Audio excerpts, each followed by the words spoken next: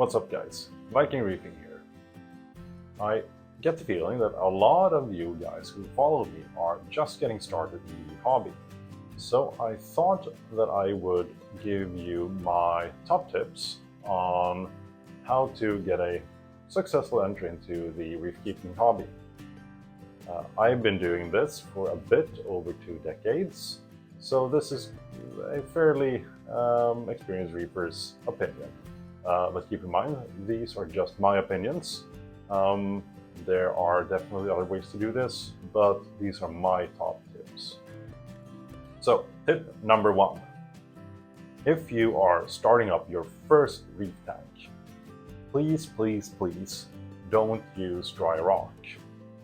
The usage of dry rock in the reefing hobby is, in my mind, a very large detriment to new reefers having success. I know that it's difficult and very expensive these days to get proper live rock, but I would do my utmost to source some. You will have such an easy transition into getting a mature tank if you use live rock.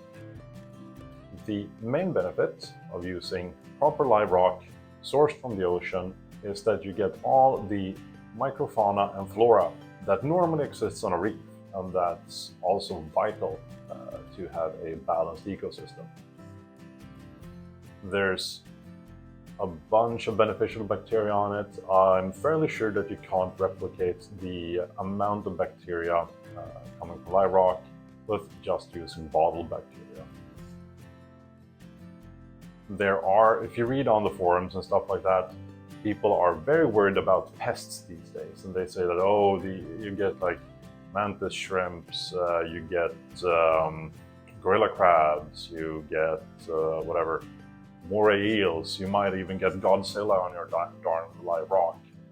People are so terrified of pests, and I have no idea where this is coming from. I've started a whole heap of tanks using live rock, and the worst pests that I ever gotten have been like pistol shrimps and things of that nature.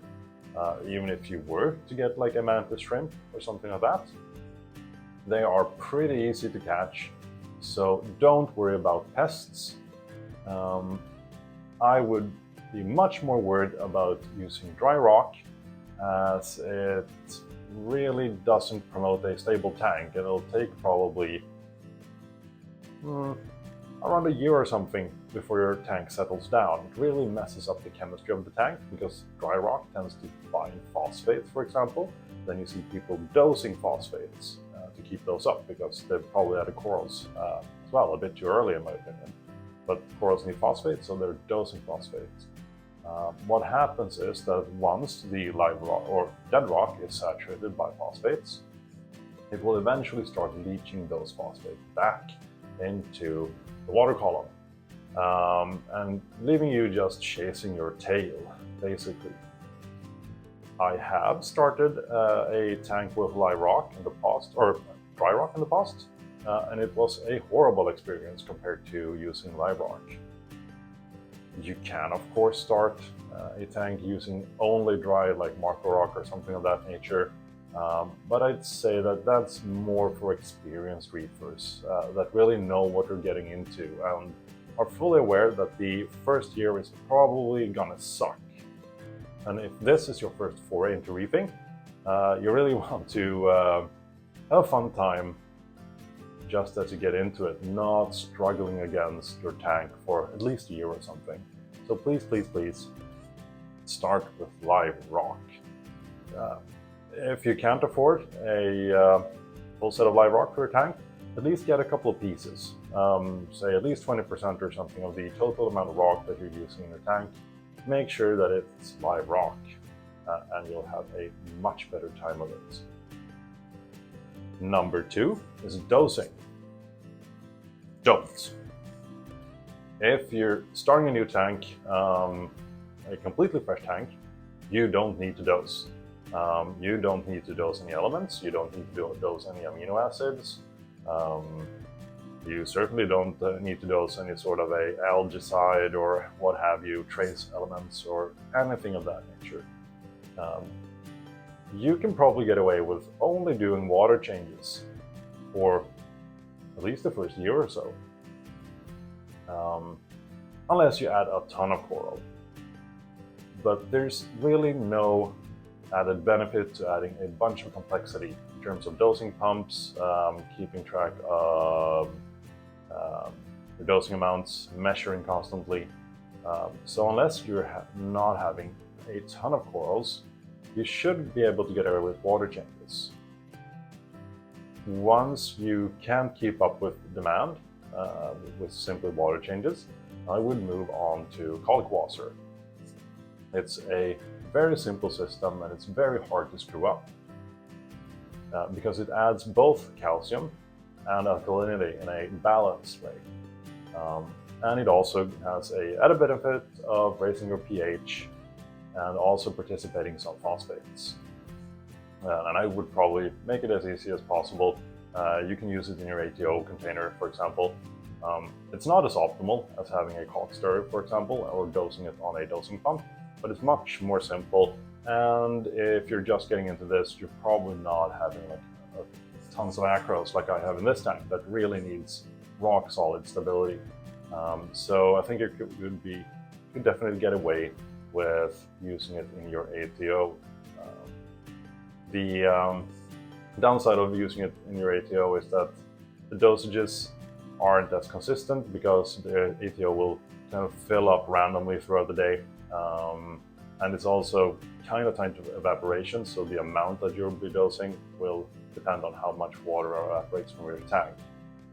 But you probably shouldn't be messing with Acropora or the more difficult species of corals, at least before a year or something, when you have some more experience. So you should be fine just using Saltwater. Number 3 is lighting. I would strongly suggest to use T5s if this is your first reef tank. It's basically impossible to screw up using T5s. We've been using them for over 2 decades now, and there's a very clear methodology on how to use them. For example, let's say that you have a 4-bulb fixture or something like that. You can't go wrong if you're using a bunch of ATI Blue Plus bulbs and perhaps some Super Actinic and maybe a Coral Plus or something of that nature. Your corals will grow like weeds, and you don't have to worry about 10 different sliders with different colors, keeping track of that. There are some downsides to using T5s. Energy consumption might be one. I don't really find that there's a huge difference between high-powered LED and T5s. Heat is definitely one. So you're going to be getting some more heat from your T5 bulbs. And you also need to replace the bulbs more frequently than you need to replace your LED pucks or fixtures. There are some misconceptions that you need to change your T5 bulbs every 6 months or something like that, which is complete bullshit. When I was running T5s, I changed them between 12 and 16 months, and there was hardly any spectral degradation or loss of par in that time. If you want to go the LED route, which I understand is tempting because it opens up a whole new avenue with more coral fluorescence and things of that nature, I would go for one of the premium brands that has a good track record and good presets. If you're just starting out, don't be messing with any sliders or fiddling with colors on your LEDs or anything like that. Pick a program that is in use in a lot of tanks. For example, if you're going with radions or something like that, go with the AB Plus setting because that's proven to work. And please, please, please, again, don't be fiddling around with the colors too much. Corals love stability, and once you make a change, it takes them a stupid amount of time to really adapt. So I would probably assume that if you make a change on your lighting schedule, it takes them about 2 months or something to really get used to that schedule. So if you're constantly messing around with the sliders and things, your corals will always be trying to catch up to the changes that you're making, and just be stressing them out. Number 3, buy the best equipment you can, but only buy the basics. If you've seen my videos, I have a huge amount of tech on this tank. I've got automation, I've got dosing, I've got measuring different parameters and things. You don't need any of that. What you need when you're starting out is a tank, obviously. You need flow, you need light, you need a skimmer, you need a heater, and you need like a return pump. And that's basically it. You don't need much else. Don't go and buy fancy aquarium computers. Don't buy dosing pumps. Don't buy roller mats. Don't buy anything like that. Spend the money that you have buying the best possible gear that you can, and just stick to the basics. None of those fancy doodahs were available 20 years ago, and we were running full-blown Acropora tanks that were looking just as nice as they are doing today, without any of them. But high quality gear is really paramount in this hobby. Saltwater is stupidly corrosive, and it's a very hostile environment for all kinds of tech. And if you're buying stuff from premium brands, making stuff for the hobby for a long time, one, you'll get better results because they're probably just better overall in terms of output, but they'll also last you a lot longer.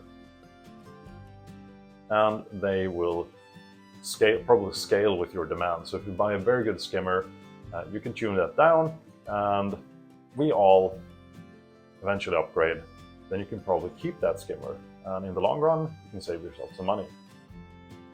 Number 4, realize that this will take a long time to get right. Let's say that I was starting up a totally new tank. Let's say that I've used all live rock, and I've basically done everything right. I would still calculate about a year or something like that before the tank really hits its stride. Even this tank, I transferred everything over from my old tank into this one, so I had a head start. But even this tank, it took me a good year or something to really find stability. So don't be too hasty. Don't be adding corals too soon. There's a misconception that you're looking at, okay, so the tank is processing ammonia, that means my tank is cycle. I can add a bunch of fish and corals and whatnot. No, your tank isn't cycled. It might be able to process ammonia, but it's far from mature. So be very diligent with your additions. Personally, if I was starting up a totally new tank, I would probably add the live rock and sand, and all the tech and everything like that. And then I would wait 2 months before to have everything just settled down and find its groove. Perhaps do some ghost feeding just to keep copepods, arthropods, and things of that nature alive. But I would leave it alone without lights for around 2 months. After that, I would turn on the lights, but turn them on for an hour or 2 a day, and add some herbivore fish. I wouldn't be adding clownfish as the first fish into my tank. I would probably be adding a small tang. For example, I'm not sure if we can see it here, but the truncatus tang that I have in here is a very good option. They're great algae grazers, and they will help you in controlling algae in the first stages. I would also add some hermit crabs and snails. And I would keep that stocking for at least a month or something. Afterwards, you could slowly add some more fish. Maybe add for clownfish, for example, at this point. Some damsels, if you're into that thing, I would suggest you have the spring ride damsels that I have. They're very easy, but they're not as aggressive as damsels tend to be. And after another month or so, I would probably start adding corals. I would advise you to start off with soft corals, things like Cineraria. Psoas are a good option, toadstools, Nephtia, and things of that nature. If those things are doing well, I would then transition into LPS. Start off with the more easier stuff like frog spawn, perhaps some acans and things of that nature if you're willing to feed them. Once you see that the LPS are doing well, then I would transition into trying some Acroporas. My main advice would be try the simpler varieties first, like the green slimer behind me here. That's a very good option. As far as acros go, that's probably almost immortal compared to, say, the more difficult kinds like maybe tenuous, Millipora and things. If you see that the green slimer is doing well, then you could try, for example, Corridas, like I have here, the blue one, perhaps Belidas as well, and then slowly transition into the more difficult species. Don't just go hog wild after a month or two, after you set up your tank, and just jam it chock full with very difficult stuff. You won't have a good time. Most of the stuff will probably die, and you'll get discouraged.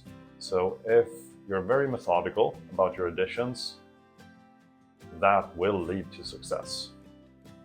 And my last tip, read books. There are a heap of very good books out there. And the benefit of reading books compared to, say, reading forums and things is that most of the people that are writing books are very knowledgeable about the subject. If I go on forums, I can see so much misinformation. People are just spouting off on topics that they have no clue what they're talking about. Will just be detrimental if people are following their advice. Most of these people, you can't really verify that they have good experience as well, and you'll get conflicting advice. So what I would really advise you to do is read books. The books I started reading when I got into the hobby were the book series from Mike Paletta and Julian Sprung. They're obviously a bit outdated at this point, but they still contain some very valuable information. The basics have stayed the same, but they might not talk about LEDs and things. Might be more focused in terms of lighting on like halides, T8s, power contacts, and things of that nature. So you can might disregard the lighting subject, but in terms of the biology and things like that, it's still very good information. If you don't like reading books, I would advise you to find a mentor and stick to what they're telling you.